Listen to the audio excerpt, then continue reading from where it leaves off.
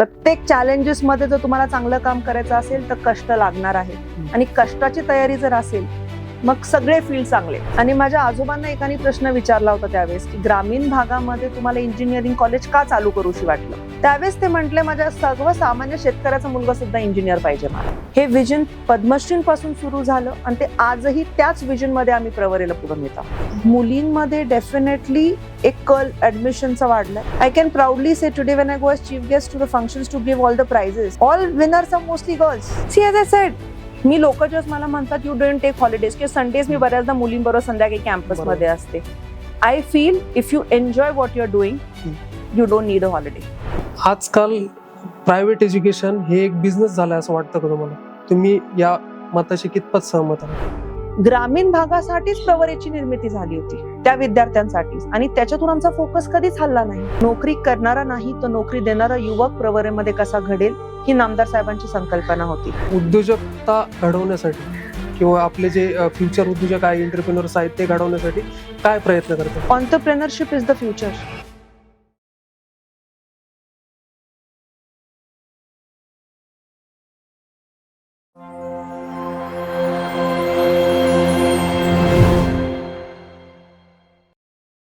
नमस्कार मॅम. नमस्कार.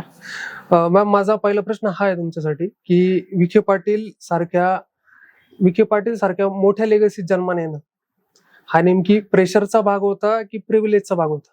I think it's both privilege and a pressure. Privilege to be born in a family with such huge legacy. My great grandfather Padmashri Dr. Vittalrao Vikhe Patil यांनी आशा खंडातला पहिला साखर कारखाना उभा केला. बरोबर. त्यानंतर त्यांनी सहकार चळवळीला सुरुवात झाली. माझे आजोबा पद्मभूषण बाळासाहेब विखे पाटील हे 35 वर्ष इलेक्टेड मेंबर ऑफ पार्लिमेंट होते. He had his on legacy of different agriculture, finance आणि ग्रामीण भागातलं सगळं जे आपण बघतोय आज अहिल्यानगरमध्ये. बरोबर. त्यानंतर माझे वडील मान्य नामदार राधाकृष्ण विखे पाटील सर आणि आई माझी ZP प्रेसिडेंट राहिली आहे 2 टर्म्स ऑलरेडी. सो ह्या सगळ्यांचा एक लेगेसी आणि समाजकारण जर तुम्ही बघितलं तर इतकं ह्यूज आहे. आणि त्यानंतर आता when I have join Pravara in 2019, आता as a CEO when I look at Pravara, it was obviously a pressure because लोकांच्या अपेक्षा सुद्धा तुमच्याकडून तेवढ्याच आहेत. बरोबर. So it's a definitely a privilege to be born, but also pressure. Will you be able to deliver at least 10% of what they have given to the society? So I think more than pressure आता आम्ही ठरवलंय. If you ask me, I think you give your 100%, think what best you can give and you deliver. माझा दुसरा प्रश्न हाच आहे की तुम्हाला सेकंड ऑप्शन होता पॉलिटिक्स मध्ये येणं? I don't think so. I ever took politics as my option. Honestly, because my brother, Sujay already राजकारणात होताच. बरोबर. आणि राहिला प्रश्न about me getting into politics never attracted me because I feel ग्रामीण भाग आणि ग्रामीण शिक्षण याच्यात माझा कल जादा होता. ग्रामीण भागातल्या विद्यार्थ्यांसाठी अजून आपण काय करू शकतो आणि ग्रामीण भागातल्या विद्यार्थ्यांना पुढे कसं नेऊ शकतो याच्यामध्ये मला खरंच काम करायचं होतं, जे मी आनंदाने आता करतेय. So I feel I have chosen the right option for me. आता एवढ्या दिवसापासून तुम्ही या फील्डमध्ये आहात, एवढे वर्ष झाले तुम्हाला या फील्डमध्ये येऊन, तुम्हाला वाटतं का राजकारणापेक्षा ही फील्ड थोडीशी अवघड आहे की काय नेमकी? I think every field has its own challenges. राजकारणातले चॅलेंजेस वेगळे आहेत, बरोबर, या फील्डचे चॅलेंजेस वेगळे आहेत. मी याच्या बाबतीत सांगू शकते की I have no regrets of choosing education as my profession because it was my passion. आज ज्याच्यात एवढं नवीन करायला मिळतंय, नवीन अपॉर्च्युनिटीज माझ्याकडे येत आहेत, I can experiment. It has taught me, I failed many times, पण त्याच्यातून सुद्धा ॲज अ टीम इतकं शिकायला मिळालंय. So nothing, I don't think so there any profession without challenges. बरोबर. प्रत्येक चॅलेंजेस मध्ये जर तुम्हाला चांगलं काम करायचं असेल तर कष्ट लागणार आहेत आणि कष्टाची तयारी जर असेल मग सगळे फील्ड चांगले. बरोबर आहे. 1964 पासून ही संस्था चालू झाली. 40 विद्यार्थी ते आज 40,000 प्लस विद्यार्थी शिकले तिथून. येस. तर नेमकी हा प्रवास नेमकी कसा होता, काय सांगाल तुम्ही? माझ्या आजोबांनी 1964 साली प्रवारा पब्लिक स्कूलची सुरुवात केली. बिकॉज कारखाना ज्यावेळेस त्यांनी सुरू केला त्यांना रिअलाइज झालं there is a need for education. So he started a first boys grantable school in 1964 as Pravara Public School, which had only 40 students. In 2 years he realized it's also girls ज्यांना एज्युकेशनची गरज आहे. 1967 साली प्रवारा कन्या विद्या मंदिरची सुरुवात त्यांनी केली. आणि स्कूल्स पासून सुरू झालेला प्रवास 1982 आणि 84 मध्ये फर्स्ट पॉलिटेक्निक आणि इंजिनिअरिंग कॉलेज प्रवरेत आलं, कारण इंजिनियर्सचं सुद्धा बॅकग्राऊंड त्या काळात तेवढंच महत्वाचं होतं. आणि माझ्या आजोबांना एकाने प्रश्न विचारला होता त्यावेळेस की ग्रामीण भागामध्ये तुम्हाला इंजिनिअरिंग कॉलेज का चालू करूशी वाटलं. त्यावेळेस ते म्हटले, माझ्या सर्वसामान्य शेतकऱ्याचा मुलगा सुद्धा इंजिनियर पाहिजे मला. आणि मग प्रवारा मेडिकल ट्रस्टची सुरुवात झालीच होती, त्यामुळे मेडिकल कॉलेजही तिथे आलं. सो असं हळूहळू ईच फील्डमध्ये ग्रामीण भागातला विद्यार्थी असावा हे विजन ठेवून त्याची ग्रोथ झाली. पद्मश्रींकडून पद्मभूषण बाळासाहेब विखे पाटलांनी ते पुढे नेलं. मग माझ्या आजोबांकडनं त्या फील्डमध्ये एक्सपॅन्शन झाले. मग फार्मसी आलं, आर्ट्स कॉमर्स सायन्सचे कॉलेजेस ऑलरेडी होते. मग 2008 मध्ये when I joined Pravara, we started with HL Pravara Aviation Institute where we train aircraft maintenance engineers. And today I feel that Pravara is in the field from KG to PG in all fields is available with us. आणि proudly हे फक्त ग्रामीण भागातले विद्यार्थ्यांसाठी आहे. प्रवारा ही शिक्षण संस्था rural भागात वर्किंग करते. आपण अर्बन भागात जाण्याचं का ट्राय नाही केलं? मी जसं म्हटलं, आम्ही सगळे ऍज फॅमिली क्लिअर होतो की प्रवारा म्हणजेच ग्रामीण भाग तुमच्याशी जोडला गेला आणि तुम्ही सुद्धा ग्रामीण भागाला तुमचं देणं लागतं याच्याशी जोडले गेले. आणि अर्बनच्या लोकांना सगळं आहे, रिसोर्सेस आहेत, सगळं आहे. खरं तर ग्रामीण भागातले challenges how to give them the resources what they cannot get because they are not in urban area. So हा एक विजन कायम राहिला की Pravara should be known for giving quality education to rural school students, college students, and it should work in rural development. हे vision पद्मश्रींपासून सुरू झालं आणि ते आजही त्याच विजन मध्ये आम्ही प्रवरेला पुढे नेत आहोत. पूर्वी हे कसं पालकांनी मुलगा शाळेत टाकला तर ती संस्थेची पूर्ण जबाबदारी व्हायची. It is not the same generation anymore. It is a tricycle. Parents, teachers and students together have to work on the child's welfare now. हे नुसतं शिक्षक आणि स्टुडंटच्या बॉन्डिंगवर आता विद्यार्थी घडू शकत नाही, कारण एक्सपोजर इतकं वाढलंय विद्यार्थ्यांना. Everything is easily available for them. बरोबर. माझ्या काळात मी प्रवरेत शिकले, but then my mother was very strict. पण एक्सपोजर लिमिटेड होतं ना, त्यामुळे फोकस शिफ्ट नाही झाला.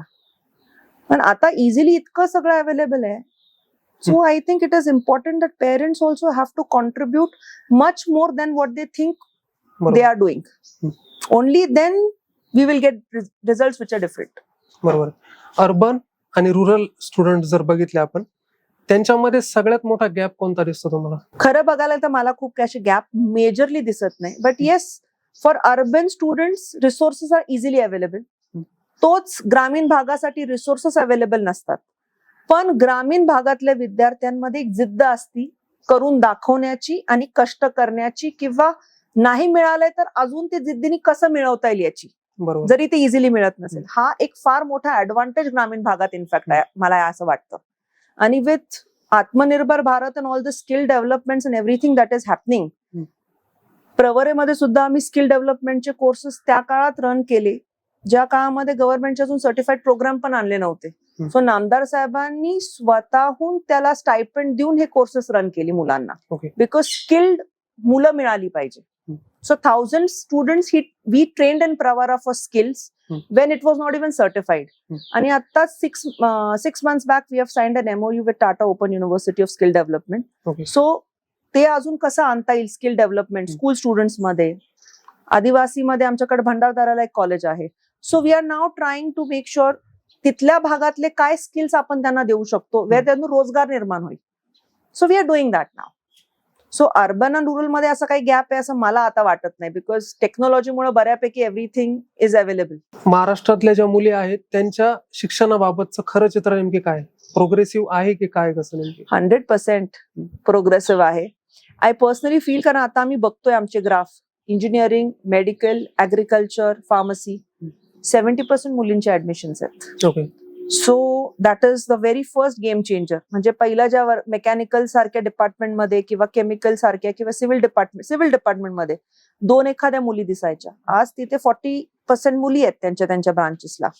सो मुलींमध्ये डेफिनेटली एक कल ऍडमिशनचा वाढलाय. Second thing, I can proudly say today when I go as chief guest to the functions to give all the prizes, all winners are mostly girls. बरोबर. कारण त्यांना माहिती आहे त्यांना इझिली मिळणार नाहीये, त्यांना ते पहिल्यापासून स्ट्रगल करतच ते तिथे आले, त्यामुळे ते अचीवच करणार आहे. सो हा एक फार मोठा फरक झालाय आणि obviously you can see because हा प्रोग्रेसिव्हनेस असल्यामुळेच तो फरक दिसतोय. बरोबर. मग मुलांचं कुठे चुकतंय नेमकी? मी म्हणणं चुकीचं राहिले सोशल मीडिया प्लॅटफॉर्मवर आता खरंच, पण I think boys by virtue get everything very easily. ग्रामीण भागामध्ये जो कल आहे की दे गेट एव्हरीथिंग इझिली, त्यांना असं जादा काही मेहनत नाही केली तरी पण त्यांना आय फील की they parents are going to take care of them, ही एक कुठेतरी कम्फर्ट झोन असते. मुलींसाठी त्यांना माहिती आहे की बाबा मी जर हे केलं नाही तर मला चॅलेंजेस पुढे वेगळे असतील. My parents are not gonna take care of me for the whole life. कदाचित ही मानसिकता असू शकते, त्यामुळे आय फील हा फरक राहणार आहे. बरोबर. प्रवरा ही महाराष्ट्रातली सगळ्यात मोठी संस्था आहे. त्या प्रवरेचं ऍज अ सीईओ म्हणून तुमच्या एका दिवसाचे काय काय चॅलेंजेस असतात? एक दिवस तुमचा कसा जातो नेमकी? Every day there are new challenges. जसं मी म्हंटल 103 संस्था आहे. कधी रात्री स्कूलचे प्रॉब्लेम्स असतात किंवा सकाळी आम्ही वेगळ्या प्रॉब्लेम्सनी जागे होतो. I usually waking up early and all is okay, that's a routine work. But 8 o'clock in the morning I'm in office every day. So 8 o'clock to 9 o'clock हा जो वेळ आहे, जे विद्यार्थी 9ला स्कूलला जातात त्यांना येऊन जर त्यांचे काही प्रॉब्लेम शेअर करायचे असतात ते 8, 8:15, 8:30ला मला येऊन शेअर करतात. म्हणजे त्यांचं कोणी शिक्षकही बघत नसेल फीडबॅक देताना, किंवा जे मावशी मामा आमचा नॉन टीचिंग स्टाफ आहे त्यांनाही 9ला रिपोर्ट करायचं, पण त्यांना काही मागण्या असतील तर त्या 8 ते 9 मध्ये येऊन भेटतात. सध्या माझा वेळ कसा जातोय तर आम्ही सेंट्रलाइज किचन चालू केलंय. सो तिथून आम्ही 12,000 विद्यार्थ्यांचं meal, every meal goes from the centralise kitchen, Sindhu Chhaya centralise kitchen. 7:45 ते 8च्या मध्ये मी किचन मध्ये असते. 15 मिनिटं माझे बघण्यात जातात की कसं प्लॅन आहे दिवसाचा. मग दिवसभराचे स्केड्युल्स असतात, काही प्री प्लॅन्ड इव्हेंट्स असतात किंवा मीटिंग्स असतात. एव्हरी डे एक मेस मध्ये मी कंपल्सरी सरप्राईज व्हिजिट देते जिथे, आणि एक ग्रामीण शाळा माझी शक्यतो आठवड्यातून ते कव्हर होते. सो त्या मेस मध्ये मुलं काय खातायत, त्यांना काय आवडतंय, काय प्रॉब्लेम येत आहेत का, मग त्या निमित्ताने इंटरॅक्शन पण होतं. आफ्टरनून्स आर फोकस्ड की दिवसभरात कुणाला काय काय कामं दिले त्याचे रिव्ह्यूज घ्यायला, किंवा काही प्रेझेंटेशन असतात किंवा वर्टिकल्स आहेत, टेक्निकल, नॉन टेक्निकल, ऍग्रिकल्चर, यांना दिवस वाटून दिलेले असतात. आणि संध्याकाळी 5 वाजता again when I'm leaving office, I go to the centralized kitchen. त्यावेळेस डब्बे पिकअप व्हायची वेळ असते, मग कळतं की टेस्ट करून काय गेलंय काय नाही. आणि मग 5 ते 6 while moving back परत गर्ल्स कॅम्पस मध्ये ऑफिस असल्यामुळे गर्ल्स गेम खेळतात, sometimes I play with them किंवा इंटरॅक्ट विथ देम. कोणी अभ्यास करतंय, चर्चा होते. तसंच घरी येता येता 2-3 कॅम्पसेस लागतात. सरप्राईज व्हिजिट एखाद्या कॅम्पसला दिली जाते. By 6:30 I am home. मग खरं आमचं काम चालू होतं. I feel 9 to 5 is a regular job. खरं काम as an administrator starts after working hours, because तोपर्यंत प्रॉब्लेम कळालेले असतात. मग next day is planned on what feedbacks I have got, how I need to deal with each problem. Usually June आणि जुलै जर तुम्ही विचारला, it's very different, because school student जे आलेले असतात कुणी रात्री पळून जातं. मग आमची अख्खी रात्र मुलं शोधण्यात जाते, फायर करायची आहे का, पोलिसांना सांगायचं आहे का. So as I sed, every day challenges are different, but important is it has to be a disciplined life. वेळेला माझ्या लाईफ मध्ये फार महत्व आहे. So if you tell me you have to come for a function at 10, 9:55 I'll be there. ते आज कळालंच मला. So it is always like that. त्यामुळे माझा दिवस अनप्लॅन म्हणता येणार नाही, पण एव्हरीडे चॅलेंजेस प्रमाणे तो प्लॅन होतो. ओके. एवढं सगळं करत असताना तुमचं म्हणजे तुम्हाला पर्सनली वेळ काढायला जमतो का? एवढं समजा सगळं कारोबार सांभाळायचा तुम्हाला? सी एज आय सेड, मी लोक जस्ट मला म्हणतात यू डोंट टेक हॉलिडेज, किंवा संडेज मी बऱ्याचदा मुलींबरोबर संध्याकाळी कॅम्पस मध्ये असते. I feel if you enjoy what you are doing, you don't need a holiday. माझा मुलगा आता 6वीत आहे.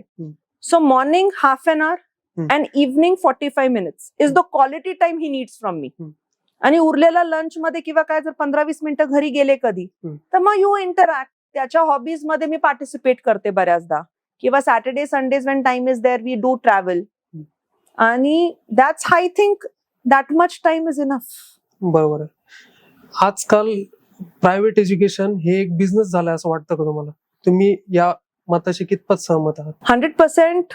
इफ यू आस्क मी, काही फीडबॅक जे माझ्याकडे येतात किंवा जे पालक आमच्याकडून कुठल्या संस्थेतून येतात, त्यावेळेस मला हे जाणवतं की there is a commercial touch to education now. ते चुकीचं आहे की बरोबर हे म्हणणं मी चुकीचं राहील आता. Because the field which I am in, the institute which I belong to, it is always believed in a social cause of giving the best to rural education. बरोबर.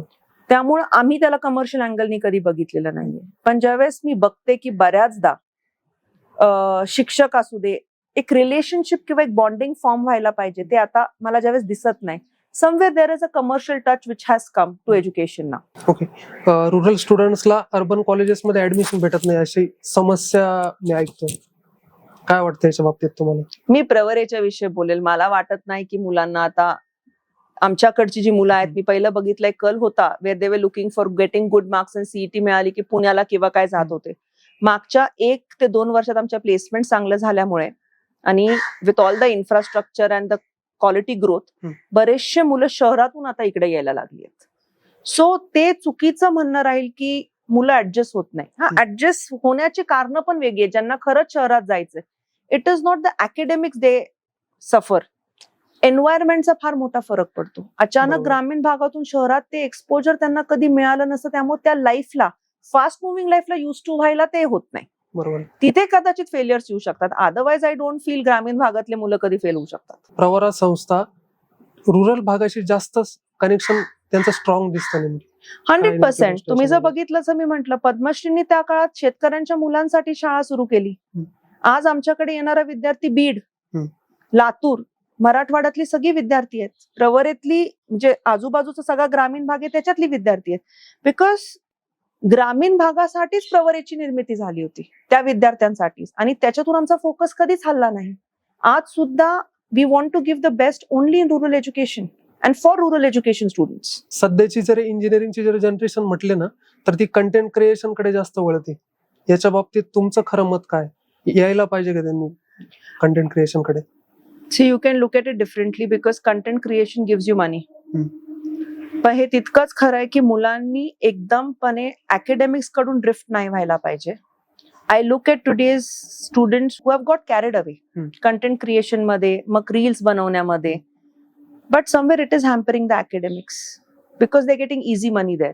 सो मी सगळ्यांना एकच सांगेल की अकॅडमिक्सला प्रायोरिटी द्या आणि तुमचा second backup should be content creating, because that is going to give your pocket money म्हणा किंवा तुम्ही तुमची कॉलेज फी म्हणायची जी भरतायत मुलं. बरोबर. So yes, it is a risk if you really ask me, because त्याचं फ्युचर पण कमी असणार आहे. आज ते कुठेतरी दिसतंय, degree is going to help you in a longer run. पण आजच्या ट्रेंडला मुलं जे वाहत चाललेत, ट्रेंड कीप्स चेंजिंग. बरोबर. So it is kind of a risky situation which I feel today. Ma'am, technology आणि रुरल एज्युकेशन यांचा जो गॅप आहे तो एआय मुळे भरून निघेल असं तुम्हाला वाटतं का? 100%. If AI used well, rural education will see a drastic change. It is already seeing.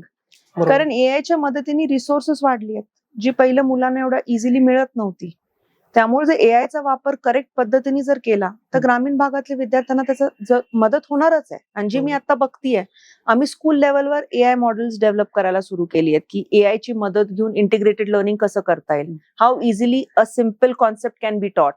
So त्याची 100% मला दिसतोय बदल होताना. पुढचा जर 10 वर्षाचा जर प्रवास बघितला तर तो प्रवाराचा कसा असणार आहे? सी, मी जर एक सांगितलं तुम्हाला, कुठली शिक्षण संस्था असू दे, काळाप्रमाणे जर बदल घडला आणि जो घडवलाच पाहिजे, then it is there to stay.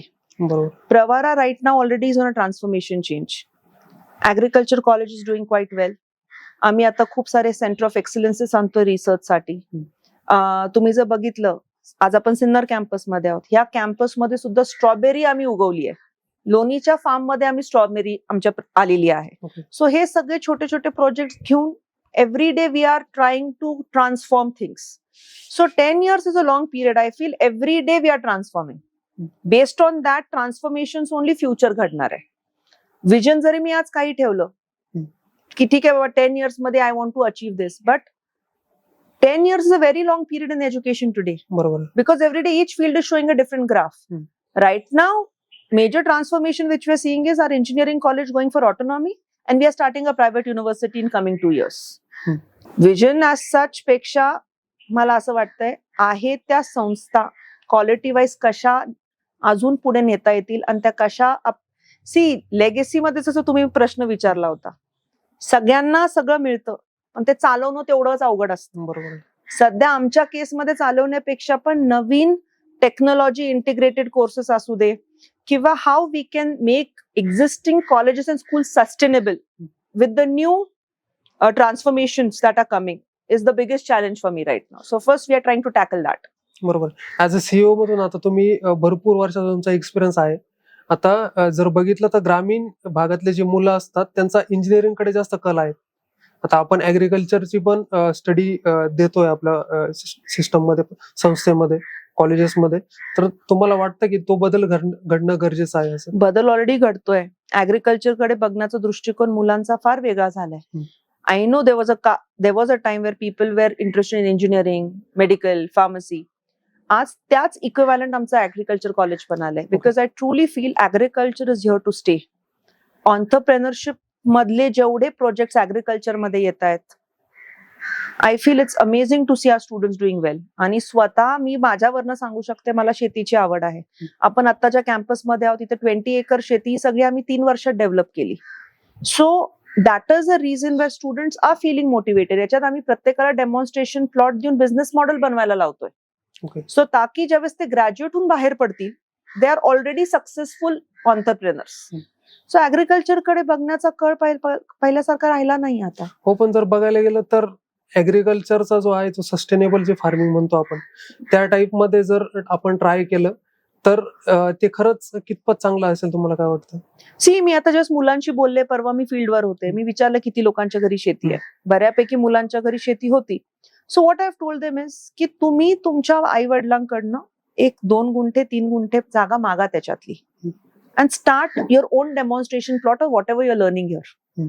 आणि मग त्याच्यातूनच तुमचं मॉडेल सस्टेनेबल आहे की नाही, ह्या फेलियर्स मधूनच तुम्ही शिकणार आहे. बरोबर. सो अचानक मी हे म्हणू शकत नाही की हे सक्सेसफुल नाही होणार, ते सक्सेसफुल मॉडेल नाहीये.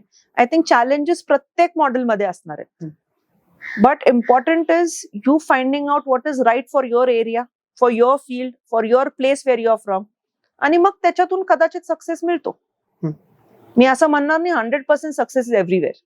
आम्हालाही खूप चॅलेंजेस आले सिन्नर सारख्या ठिकाणी स्ट्रॉबेरी, मस्कमेलन ते लावायला, कारण बऱ्यापैकी कोरडवाहू भाग होता. बरोबर. पण we have done a very good successful year this year. आमचं 2रंच वर्ष आहे आणि आम्ही वी आर लर्निंग. ओके. प्रवारामध्ये जर कोणाला यायचं असं, स्टुडंट्सला म्हणतोय, स्टुडंट्सला जर प्रवारामध्ये यायचं असेल तर तुम्हाला काय वाटतं की त्यांनी प्रवारा ही शिक्षण संस्थाच का निवडली पाहिजे?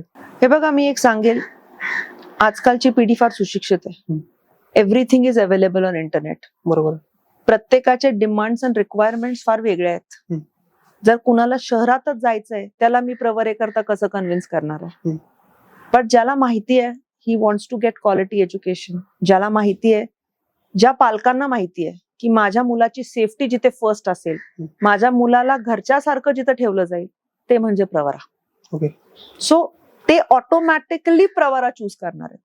Education wise 100% where they think their transformation will happen, where new technologies will be taught, placements will happen. हे सगळं एक it's a part of education. बरोबर. बट मोर दॅन दॅट, आज सेफ्टी सगळ्यात महत्वाची आहे. If you see drugs are everywhere, if you see girls safety is a concern.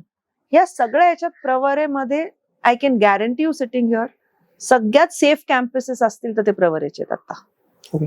आणि personalise attention, our staff is so dedicated, सगळे घरातल्यासारखी काळजी घेतात. So that is one assurance I can give if you have to look at Pravara. Safety means Pravara. आता सध्या जर महाराष्ट्रात बघितलं तर वुमन लिडरशिप ही फक्त एक टोकन रिप्रेझेंटेशन आहे की खरंच डिसिजन मेकिंग आहे? I won't talk about Maharashtra because that will again have a different angle. बरोबर. I will talk about my family. We have always had strong women in the family. माझ्या आजी Sindhutai Vikhe Patil, she was the backbone. That time when my grandfather was elected member of parliament for 35 years. त्यांनी सगळं एवढ्या strongly उभं केलं, मुलांना बघितलं, आणि she was a very big support. Her decisions were final. Then my mother, she was ZP president for 2 terms. आज माझे वडील जर 35 वर्ष आमदार आहेत, त्यांचं सगळं बाकीचं मतदारसंघ, लोकांचं दुःखाच्या घरी जाणं सगळं ती बघते. बरोबर. So she is again a very strong leader all by herself.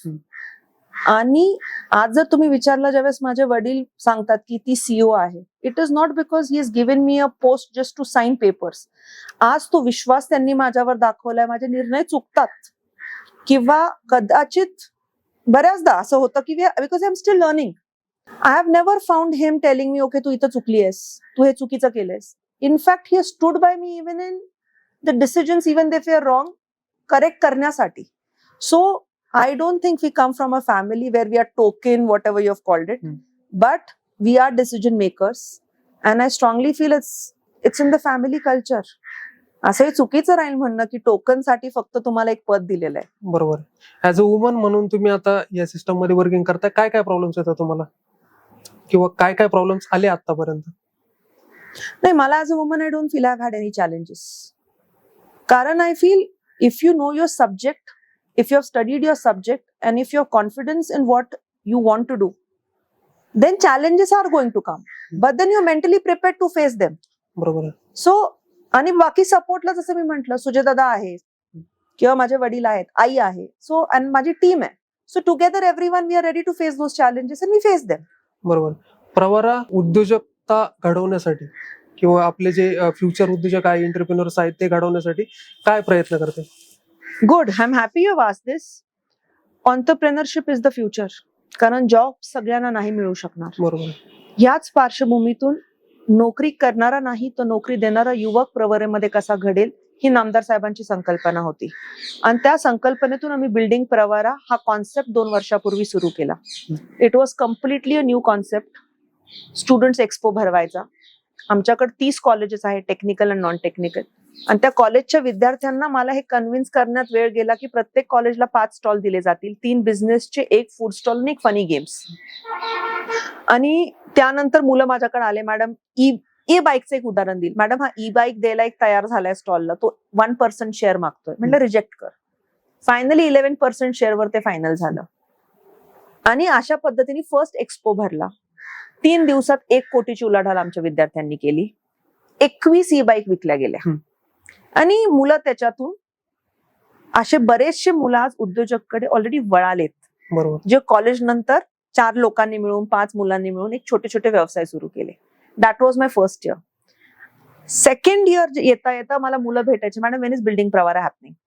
So second year was again a different learning experience. त्याच्यात सुद्धा 6 ऑन्टरप्रेनर्स घडले. आम्ही 1,90,00,000 ची उलाढाल केली 3 दिवसात ह्या वर्षी. आणि I feel now next year we are again going to see a different trend. आता या मुलांना अजून वेगळं कसं मला करता येईल. I intend to take them to Bombay, to various wholesale markets from where they can get products, to understand how the market works. So हा एक फार मोठा स्टेप आहे प्रवरेचा, in which we actually building Pravara students. So हा student expo आम्ही सुरू केलाय. आणि ऑन्टरप्रेनरचे वेगवेगळे वर्कशॉप्स आणि सेमिनार्स आम्ही घेतोच आहेत वर्षभर. पण प्रॅक्टिकल एक्सपिरियन्स साठी we are doing this today. बरोबर. थँक्यू मॅम, तुमचा वेळ दिल्याबद्दल. Thank you so much.